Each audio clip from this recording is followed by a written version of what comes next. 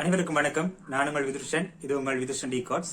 இன்னைக்கு நாங்க இந்த காணொலியில என்ன விஷயங்கள் பற்றி பார்க்க போறோம்னு சொன்னா, இன்றைய தினம் பாதுகாப்பு அமைச்சினுடைய செயலாளரால விடுதலை புலிகள் அமைப்பு உட்பட 15 அமைப்புகளை தடை செய்யப்பட்ட அமைப்புகளாக குறிப்பிட்டு விசேட வர்த்தமானி அறிவித்தல் ஒன்று வெளியாகி இருக்கு.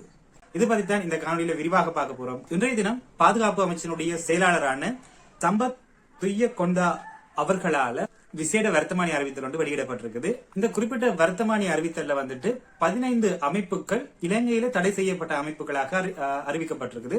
அதே போல 222 பெயர்கள், அதாவது தனிநபர்களுடைய பெயர்களும் இந்த வர்த்தமானியில உள்ளடக்கப்பட்டு அவர்களும் தடை செய்யப்பட்டவர்களாக அடையாளப்படுத்தப்பட்டிருக்குது. அதன் அடிப்படையில விடுதலை புலிகள் அமைப்பினை இலங்கையில மீள உருவாக்குறதுக்குரிய நடவடிக்கைகளை மேற்கொள்வதாகவும் அதற்குரிய நிதி நடவடிக்கைகளில் ஈடுபடுவதாகவும் நிதிகளை பெற்றுக் கொள்வதாகவும் கூறி சில அமைப்புகள் தடை செய்யப்பட்ட அமைப்புகளாக பிரகடனப்படுத்தப்பட்டிருக்குது.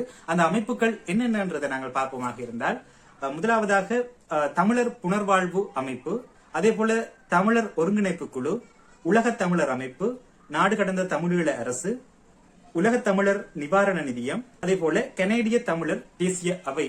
இந்த அமைப்புகள் விடுதலை புலிகள் அமைப்பினை மீள உருவாக்குறதுக்காக வேண்டியும் நிதி சேகரிப்பு நடவடிக்கைகளை ஈடுபடுவதாகவும் கூறி இந்த அமைப்புகள் தடை செய்யப்பட்ட அமைப்புகளாக அறிவிக்கப்பட்டிருக்கின்றது. இது இல்லாம இன்னும் சில அமைப்புகளும் இந்த தடை செய்யப்பட்ட அமைப்புகள் என்ற பட்டியலுக்குள்ள உள்ளடக்கப்பட்டிருக்குது.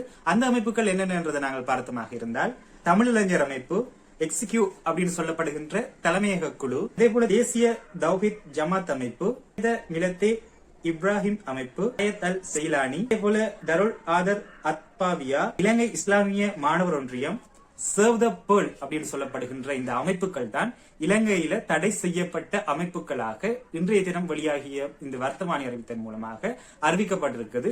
இது இல்லாம 222 தனிநபர்களுடைய பெயர்கள், அவர்களுடைய முகவரி, அவர்களுடைய பதவி நிலை என்று சொல்லி 222 பேர் அடையாளம் காணப்பட்டு அவர்களும் தடை செய்யப்பட்ட தனிநபர்கள் என்ற ஒரு பட்டியலை இன்றைய தினம் இந்த விசேட வர்த்தமானி அறிவித்தலினூடாக வெளியிட்டிருக்கிறார்கள்.